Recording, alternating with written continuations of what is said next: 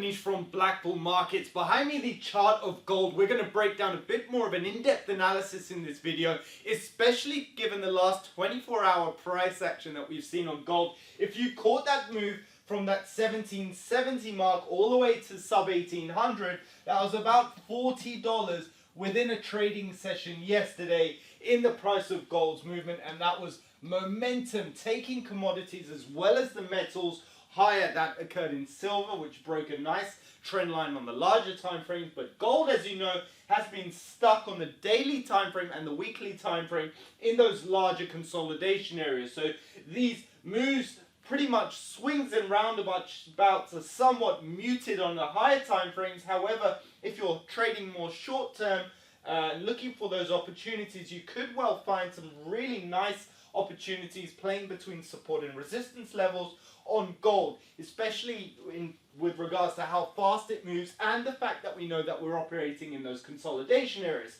As we saw again, we rejected levels sub 1800. Doesn't seem that the market wants to pass that. Ever since then, gold's been reversing a lot of yesterday's gains, heading back down to that 1775 level. A break of 1783 during the European-Asian session, a US session today, could well return gold back into this trading area here, all the way above 1760, which of course is that nice support level that's formed over the last few weeks. Let's cast our mind now to the higher time frames. Of course, as I did say, swings and roundabouts, lots of volatility in gold, but it is held within this larger consolidation area between 1765 and 1795. So it's about a $30 range that gold's been operating in, and to be honest with you, the outlook for gold's not really going to change until we get some strong fundamental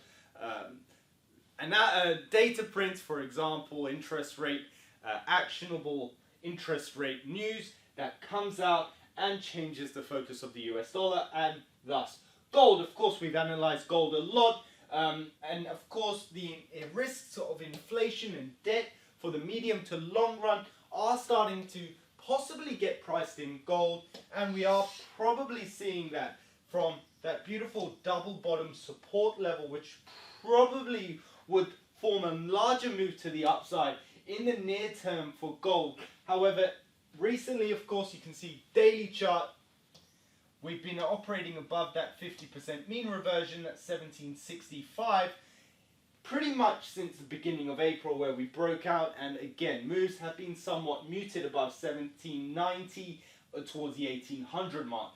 Market expectations for a move above 1800 are still on the cards.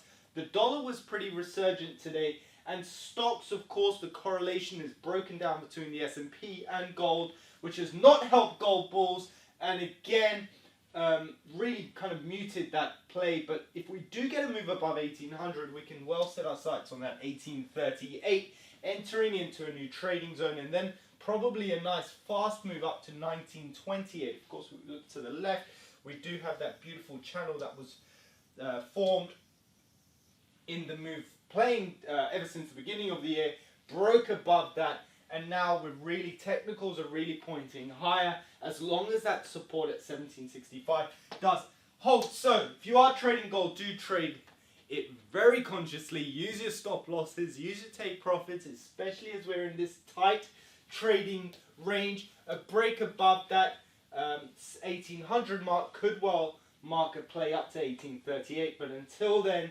we could very well just expect more of this. All the best.